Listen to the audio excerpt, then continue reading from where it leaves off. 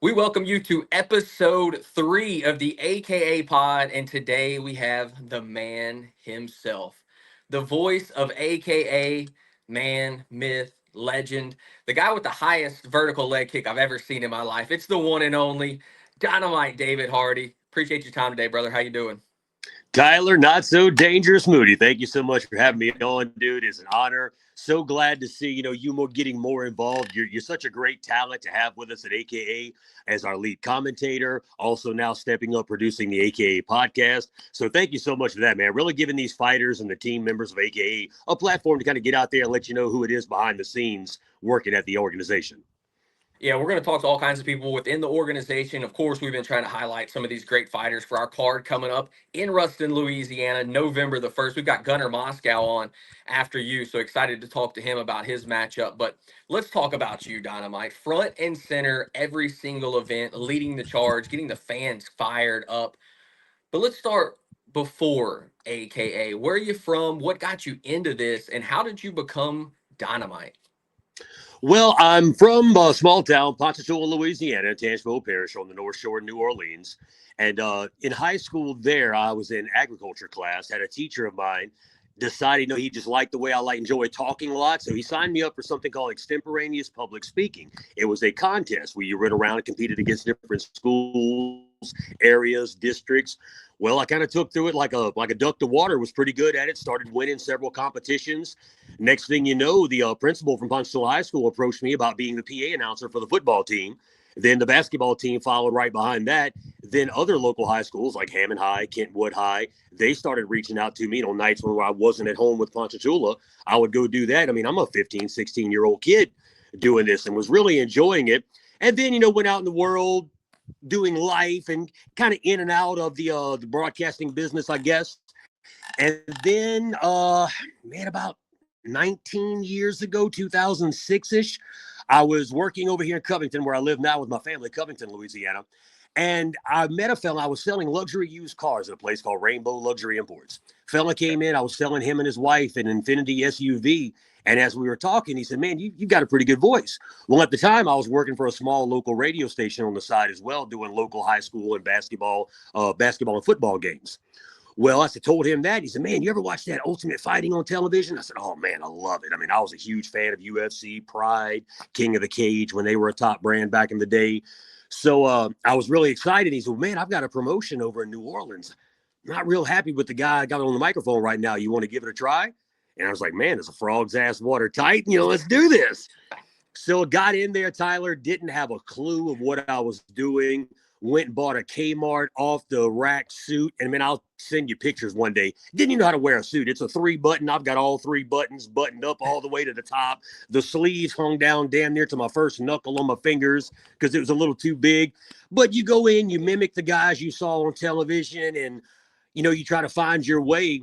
And over time, I knew I needed some kind of name recognition for people to know who I was. Well, I would say my name all night at a lot of these events, Tyler. I'm David Hardy, David Hardy, David Hardy, David Hardy, David Hardy, David Hardy, David Hardy, David Hardy. At the end of the night, when you're leaving the event, hey, Michael Buffer, let's get ready to rumble. Announcer dude. I'm like, man, what do I have to do? Well, when I was younger, I was had a little bit of a bad temper, kind of a spoiled sport sometimes. And so with my anger, I would kind of get mad pretty quick. People like, watch him over there blow up like dynamite. So it was a little bit of a nickname there for a while when I was younger. And I just one night coming out of the cage, I said, you know what? Ladies and gentlemen, my name is Dynamite, saying thank you all so much for coming out. God bless you and good night. Well, I step out of the cage. I'm maybe 2 steps down and I hear somebody in the audience, Dynamite. I'm like, oh, there it is. That's it. It sticks. And the legend has grown from there, man. And it's become so synonymous with me because that's, how I introduce myself. That's how everybody knows me. So the name, it's Dynamite, man. You are dynamite too. I mean, you embody everything about it, and the legend continues to grow week after week with American Kombat Alliance. And I knew this was going to be a great interview. I knew you were going to be full of stories. How did you ultimately make your way to American Kombat Alliance, and when did you start with AKA? I've been with AKA since I believe Rite of Passage 3. possibly two. So their third event. I met Amber and John in person for the first time briefly, working for another organization over in Monroe, Louisiana. And at the time, that organization was just getting going. So they rented and used the AKA cage for their event. And Amber and John was there. So I was able to introduce myself. But they, hey, we've got somebody right now. We appreciate it. Well, then the fella they had got an opportunity to go on the PGA Tour as a caddy for a well-known golfer in the Shreveport region. So he wasn't going to be able to be as committed to the AKA brand as he originally thought. So through mutual connections throughout the MMA scene across Louisiana, the line was opened up between Amber and I, and I'd never worked in Shreveport, never been up that far north. And I was enamored with the original AKA title belt. Now, that's the one you see me bring to all the events now, the triple plated with the fleur-de-lis in the center. I thought it was beautiful, and that was what caught my eye about AKA the first time. So then getting the opportunity to come up and work. And when I came up here and started working, no disrespect to anybody else that ever worked for, but you could just see something was a little step above here. And the crowd was really hot, and I really, really enjoyed it. And they kind of embraced me. When I first got with AKA, it was really when I was starting to embrace a little bit more of the entertainer side of the Dynamite shtick, I guess, as opposed to just being that straight-laced announcer. And the people up here really just kind of took to it, and I just carried that energy to other shows when I was still freelancing. And what kind of guided me to go to where I'm, now exclusive and part of the management team with AKA, Tyler, I've been doing this for so long, for so many years, from Shreveport, Louisiana, all the way down to Miami, Florida, 2 shows a weekend, every weekend, MMA, boxing, bodybuilding, you name it. I kind of started to realize that, hey, it doesn't, matter how hard you work or even talent so much. There's only so many big jobs at the top of the industry when it comes to announcers and vocal talents. So those jobs are all filled. And I mean, it's not like those guys are going anywhere. I mean, do you think Bruce Buffer's going to pack up and say, well, let me get out the way, hot shit Dynamite's here? I mean, that's that man's dream job. He's loving it. It doesn't work like that. So I knew if I wanted to continue and get away from that plateau I felt like I had hit as a regional MMA announcer, I needed to kind of pivot and find another way to possibly put myself in one of those jobs where you can do it full time and live the dream. And I thought, well, man, if I could align myself with just one company, go exclusive, and those folks that, really enjoy what I do and seeing me at one of the events, it's like, hey, well, now the only place you can see Dynamite's with this company. And if we can elevate this company to the higher level, now I've got one of those jobs I was looking for. So I went all in, committed. When I first met Amber and John, I knew the passion they had for the support, for the sport, the definite love that Amber, had for the fighters and those that worked around it. I said, these are people I can get behind. They wanted to see how far they could take it just like I do. So that's kind of how the AKA story went. Well, Amber and John have been incredible to me as well. I know they have been to you. And you're not just the ring announcer, the MC anymore. You mentioned it in there. You're part of the management team as well now. Yes, sir.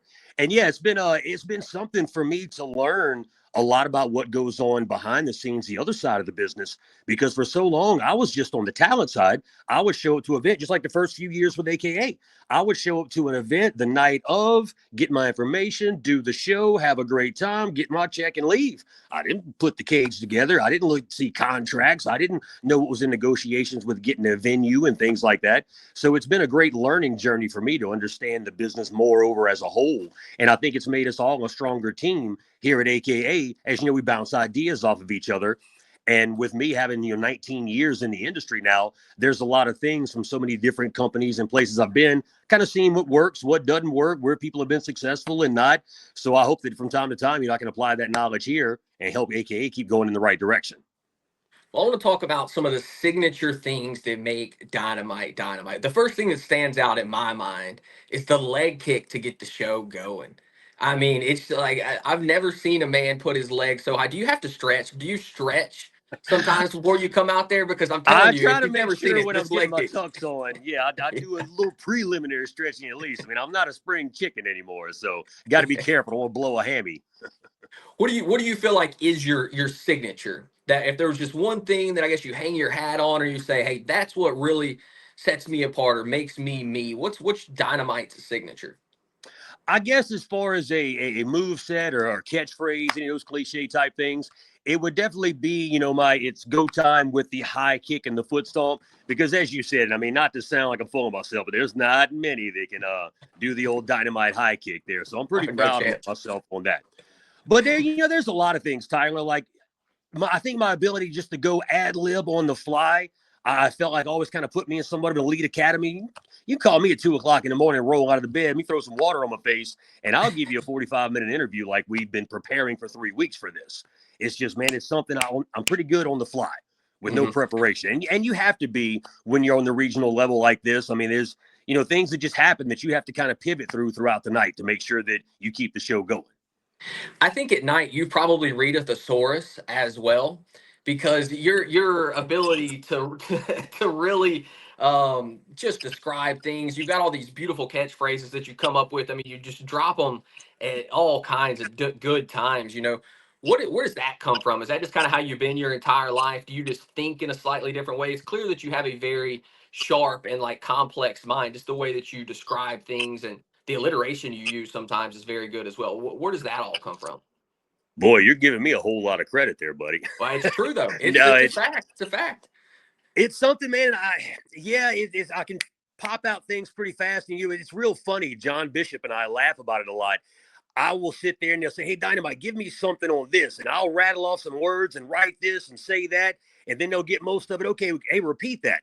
Well, I can give you the same high points, but you won't get the exact same iteration every time. It'll be something different. So I do think on the fly a lot like that. But I think, Tyler, honestly, where some of that comes from, man, is growing up watching pro wrestling as a kid in the 80s, and you watching the Hulk Hogans and the Ric Flairs and seeing these guys cut these promos. And I was heavily influenced by that. I mean, I was a huge Hulk Hogan fan coming up and everything. So I think that's where it motivates some of that from, man. Just need to think and talk on the fly, real quick-witted. And the other thing with me, dude, it's just about making people happy. I love making people feel special. I love seeing people enjoy themselves, feeling like they got their money's worth in an event. So I'm just going out there to entertain folks, man. As much as being an announcer, I'm trying to entertain and make you happy. Sometimes there's breaks in the event because something's going on backstage. Maybe the crowd doesn't know about. Well, hey, that gives me an opportunity to do something fun. And even if it's at the level of a little self-deprecating humor, hey, the folks get a kick out of it. And man, I try to go out and take pictures and shake hands with everybody, especially the kids. The kids, they don't know that I'm just regular old Dynamite here. They're at this big event. They see me as something big. So you go down, let them hold the championship belt, take a photo with them. It means a lot. And that's what I try to do, man. I try to make people feel special. Just want to share the love. That's it.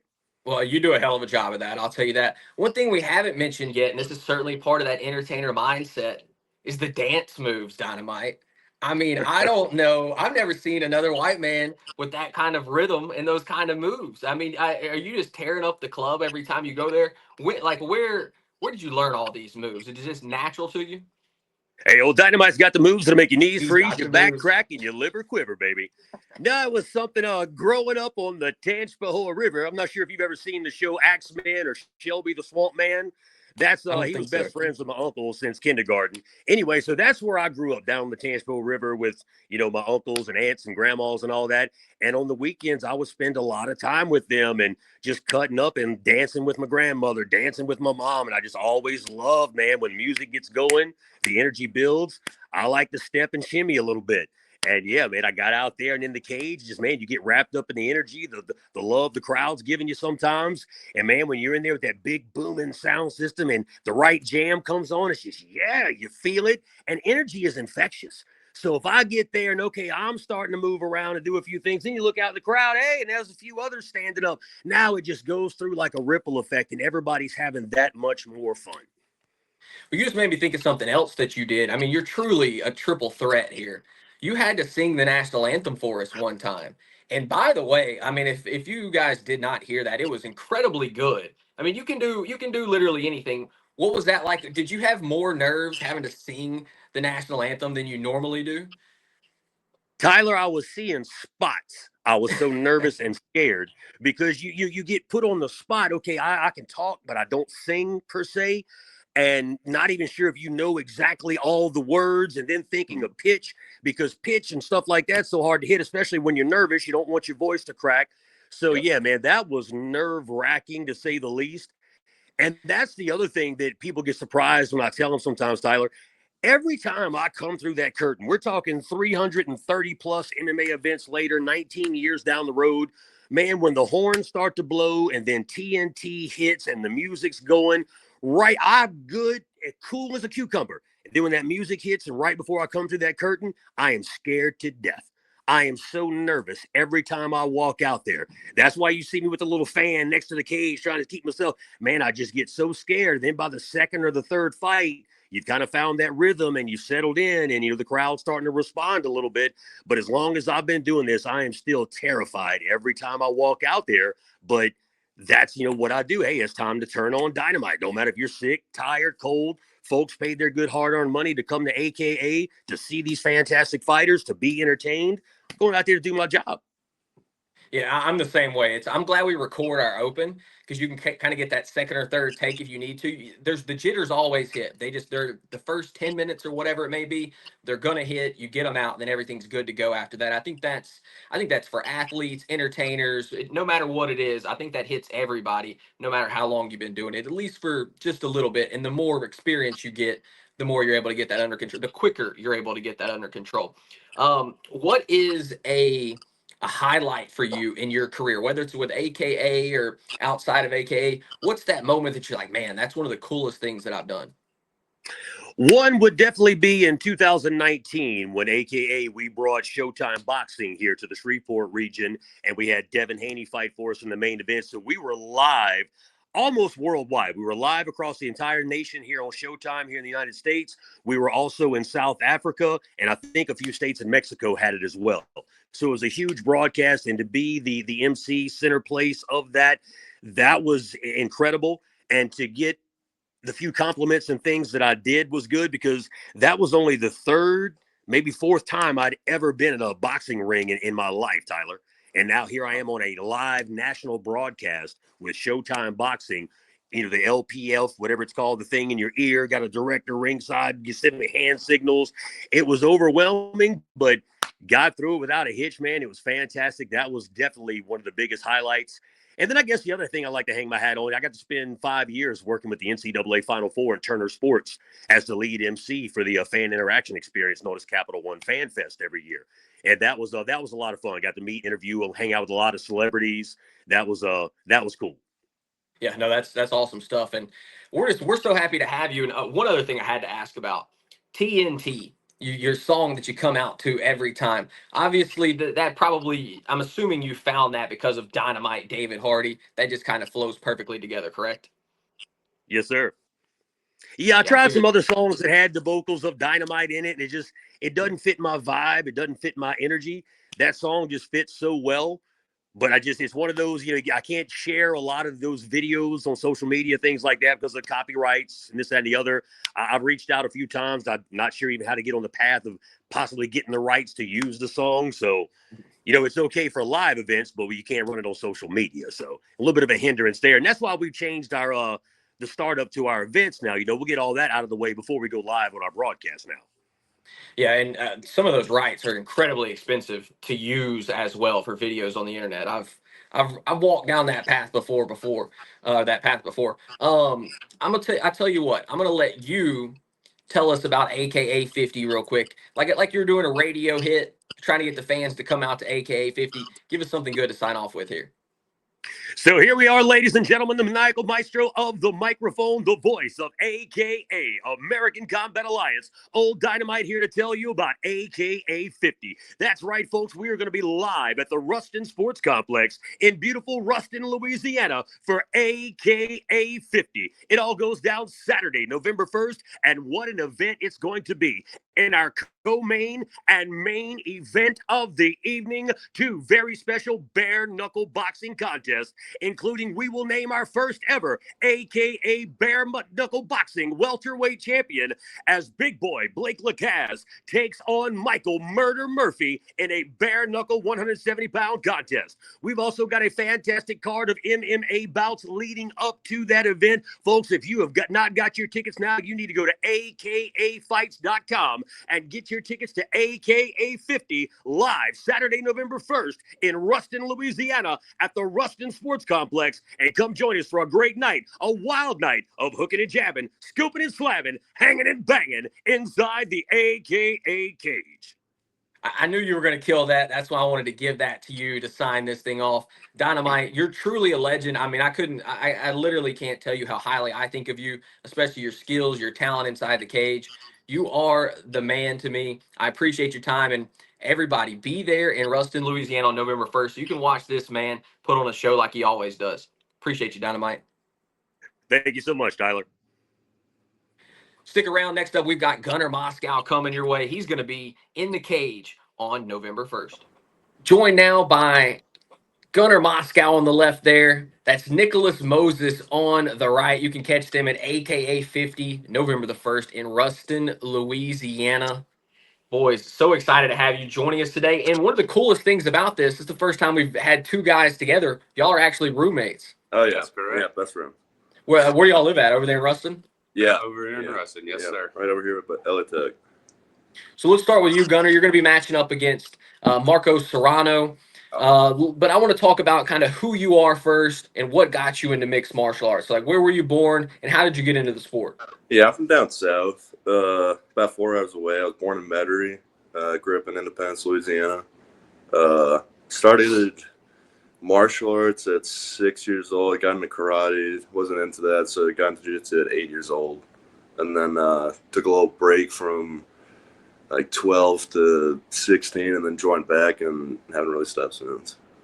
Did you play any other sports leading in, or is that really like the only thing? Is martial arts always been your thing? Nah, I think they asked me to stop playing like flag football, and I was okay at swimming, so I just got stuck with this. Well, what about you, Nicholas? Where are you from, and what got you into the sport? I'm actually from the middle of nowhere in Bienville Parish, and long time ago, probably right about 10 years ago now, my brother actually did MMA for a fight or two, and that's what got me into it. It's always the thing, right? The older brother, as the younger brother, you see him doing something, you want to be like him. Both younger brothers here. Yeah, both the youngest of our families. Yeah. So I can totally understand how that is. Actually, one of my best friends, we learned everything we knew at the time from his older brother. You know what I mean? So that's just kind of how it is. Let's talk about your career path right now, Gunnar Moskau. You started your first fight way back in August of 2022 against Nathan Green. You choked him out in the third round of that one. What was it like making your debut? Did you have those jitters? And kind of walk us back through that fight whenever you first stepped into AKA cage? Oh yeah, I mean, I was terrified my first one. That was a long time ago though. You know, I was a younger lad. The last one, definitely knocking off some of the rust. Probably a little too soon to be jumping in for a title fight, but we went for it, and pretty good fight, and we're gonna be looking for a win this time. Well, I think saying it was a pretty good fight is underselling that just a little bit. I thought you had an absolute war in there. Snell and I, very impressed by. I mean, look, it was such a close fight. It could have gone either way. It ended up going Tyler Reed's way, but damn, brother, that was a great performance that you put on. Did you think you had done enough in that fight to get the win, or what were your thoughts at the end? I feel like it had a little more volume, but he definitely had the more powerful and significant exchanges, in my opinion. I'm not mad that he got the win on that. I don't think either of us really lost that fight, but someone had to get their hand raised. Well, I can guarantee you, the fans and me, we won. I had a blast in there. It was a great time, but or like when that was an obvious war, right? Like toe to toe for most of it, no takedowns. Like, hey, we're gonna stand in here and slug it out. Like as a fighter, is that the kind of fight you won? It sounds like you're willing to go to that war. Oh yeah, I probably should have taken him down. Like that'd have been more of my strong suit. But we both love to fight, so everybody from Try just loves to fight. So. All right, well, Nicholas, you started back in August of 2023, took on Michael Mack Truck Sullivan in your first fight, got that win. You're now 4-1 as an amateur. All of your fights have been with American Kombat Aliiance. I mean, you truly are one of the veterans of the game now with AKA. What does it mean for you to step in there with AKA? Man, I love it. Like you said, there's nothing we like better than fighting. It's just everything about it's great. AKA always does a great show. You always pack the place out. It's always nice venues. It's never any BS going on that we have to deal with. So we never have to worry about anything except fighting for y'all. And I appreciate y'all very greatly for everything y'all do for us as fighters. Well, we certainly appreciate you boys stepping up and getting in there and getting after it. And speaking of getting after it, your last fight against Devontae Anderson, You had a sensational up kick knockout. That was, I mean, it was a highlight reel knockout. You could tell it was going to be a great fight too. I mean, he's very, very talented. And then you just find this sensational knockout. Like, kind of walk us through what was happening there for you. So he came out in that first little exchange we threw standing up. I felt good. I was like, okay, he's gonna want to stay here. We're gonna throw him. We're gonna bang it. It's gonna be a good one. And then he went for that takedown, and it caught me by surprise. I never thought he was gonna take me down. And then once he did, he felt out of control to me, and it started kind of. I don't know. For some reason, it pissed me off, and I was like, man, I'm gonna kick this guy in the face. And then I did, and then it stopped. So that's just how that fight went. Well, it was. I mean, it truly was a highlight reel knockout. One of the cooler knockouts that we've had. I can't recall another time in AKA history we've had an up kick for a knockout. We've had some great knockouts. Don't get me wrong, but that's the first one that I can remember. I mean, that was also your first knockout as an amateur. You've had a few decision wins. You choked out Tamir Sampi back in 2024. But what's that like getting that KO? Man, it feels weird. Yeah. It feels weird. I don't know what I thought it would feel like before it happened, but whenever it happens, you realize you're like, man, that's essentially, I could have just killed that person. Yeah. Like if I wanted to hit him again, that guy would be dead. And it's such a strange feeling. Well, that's why Dynamite always says, like, you don't play fighting. This is a real, other sports, like, they're great and everything, but you're just out there playing. Like, injuries may happen in those sports, but there are real things that can happen when you're out there fighting. This is not something you just go around and do willy-nilly. Like, this is the real thing. And you got to understand that when you get in there. I'm sure that's something that every fighter understands, right? Like, hey, I'm going out here to war. Oh, for sure. For sure. Yeah, there's no playing about it. This is serious. You can't just go in there and goof off because there's serious consequences to what we do.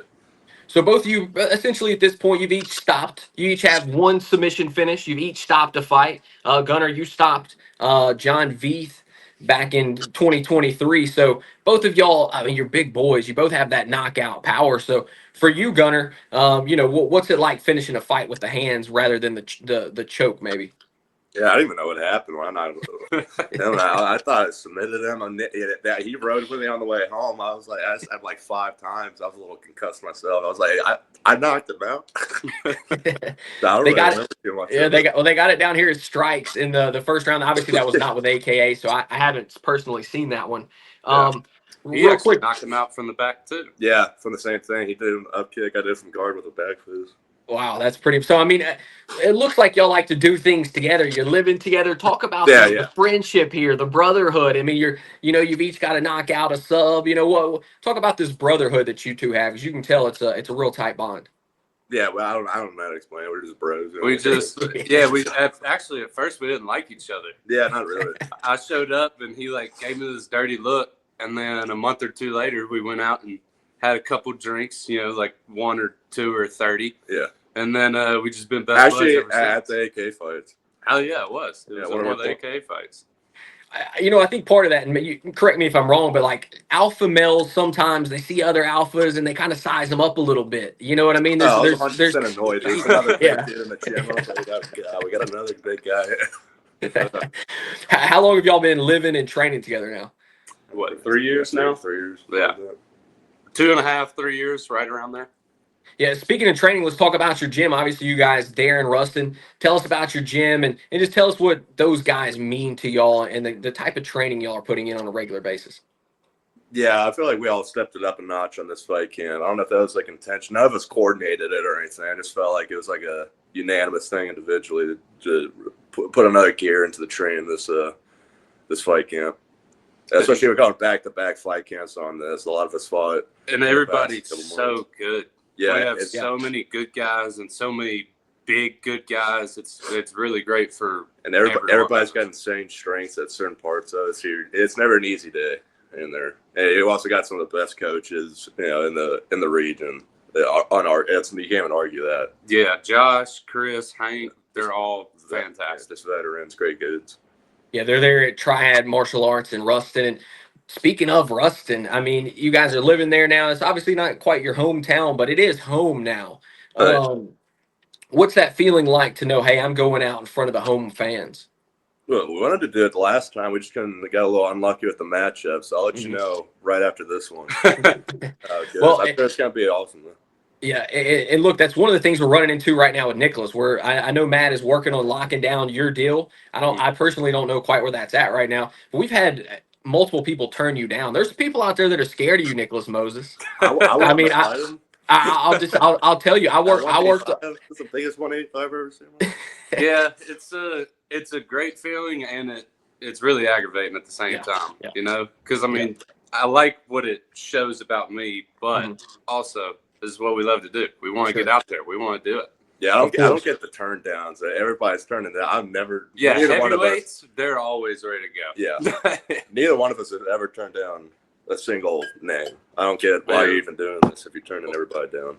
Yeah, well, I've been helping Matt out with some of this, and I offered a guy to fight you as well, and he turned me down. And so, like for me, this has been a kind of a new thing. Hearing people say, "No, I don't want to go out there and do the sport that I love." You know what I mean? Like, so it's a little bit new for me. But like as a fighter, you have to have that mindset, especially if you want to go to the highest level. That hey, I got to be prepared to go out there and take on anybody, right? Yeah. Oh yeah, that's right. And yeah, like you should be wanting to fight the best guys you possibly can. Like I have no problem fighting the best guy there is. I don't want to fight somebody who's just terrible. You know, we've all seen guys who are like 0-5 who don't even have a gym. Like, why are they even fighting? I get turning down that fight, but why would you turn down a good, tough opponent? That doesn't equate in my head. Yeah, the intensity, especially after each of us, we only have one loss on our records, but after each of those losses, it was like a completely different person for each of us in the gym after that. Like we just really reached a whole new level of competition after this. You know, part of taking on a tough fight, you want to figure out where you're at. It's like a litmus test. Yeah. You know what I mean? Like, and where am I truly at? What do I need to work on? Where are the holes in my game? And so, like, what are some of the things that you guys learned from that loss? Well, obviously, I needed to work takedown defense. That was one of the biggest things I learned, and it was also that was the first fight I ever cut weight, and I didn't really know how to do it, and it just, I had to learn a lot about that whole process and about how to do it the right way to feel good the next fight, but as far as skill goes, the biggest thing I learned was being able to control where the fight went by defending takedowns or being able to get takedowns if I wanted to go to the ground. Yeah, there's no guard pulling and try it. You know that. Well, let's talk about your matchup that you have, Gunnar, locked in against Marcos Serrano, another heavyweight. He's from Shreveport, Louisiana. I know Matt had said in the past like they were trying to maybe make that happen. It is happening now. So I think it's been like twice now. I think one time I was busy with school, and then the last time he had like another fight or something. So I'm glad I actually get to fight him. He's a cool dude. Yeah, he seems like a great guy. He's fought for us a few times. Seems like a really good dude. You know, what do you know about him? Have you seen him fight? What are kind of your expectations going into that? Yeah, I know he's a good boxer. I've heard from other guys he's like deceivingly fast for a big dude. Yeah. Not going to underestimate him. I thought he's going to try to play boxing. I'd be shocked if he tried to grapple me. I don't think anybody is going to try to grapple me at this level, honestly. But so the whole fight camp's just been working on. I'm sure it's gonna be a shock to everybody, but I'm working on defense after the last one. Oh my god, I gotta keep my hands up. That's been basically the whole fight camp, is being defensively smarter, because that's really gonna help my offense the most at this point. Because it's hard to get a good offense if your defense is falling apart mid-fight. Yeah, like they say in a lot of sports, the best defense, the best offense can be a good defense. So certainly that's the same here. And for you, Nicholas, I don't know I know Matt is working on something. He's trying to get it locked down for you and finished off. I guess it's kind of a weird way to say, like, obviously you want to be fighting on this card. You're willing and ready to take on whoever at this point. Oh yeah, for sure. Yeah. And hopefully it all gets locked down, like you said. He seems pretty confident that this is good to go. It's just waiting on a number right now for the weight. Okay. And so is that something, I mean, I guess you're willing to, like, hey, if obviously cutting weight sucks and we're a week out, and like there are nuances to this, and maybe some people don't quite understand. There are nuances, especially when multiple people have turned you down. Like you're willing to get out there and get scrappy. Oh yeah, and I stay ready that way. The weight's not a problem. If it's 185, it's fine. If it's higher, it's okay. Yeah, you know. I mean, I guess it's essentially everything I have for you guys at this point. Y'all, by the way, y'all are a great interview. It seems like y'all have a ton of fun together as well. Oh yeah, yeah. You should check us out after the fights. Yeah. Yeah. What did y'all go to Louisiana Tech? How did y'all end up in Ruston eventually? Yes, we both went to Tech. Yeah, and that's how we ended up here to begin with. Yep. Well, shout out to the Bulldogs. I also was a Louisiana Tech Bulldog. I'll tell you what, I once upon a time I used to tear that town up. There, well, we're not quite anymore. We got it covered for you. Yeah, I appreciate that. Now look, Ruston's a great city. Obviously, it's not huge, but the environment can be really fun. It's a great place. You can make it what you want to there. You just got to watch out for there's 4 different sets of cops around there. That's the only thing you got to be careful around them. Yeah. All right. Well, I'll kind of give y'all the floor, each of y'all to, give a shout out to your fans and anything else y'all want to add. There you go. Yeah. Once again, thank everybody at AKA. Thank everybody at Triad, all the coaches, our teammates, and everybody who just comes and supports us through all this. Every single bit of it. We appreciate all y'all. Yeah. Same thing. What he said. Just thank you everybody that supported getting us ready for this.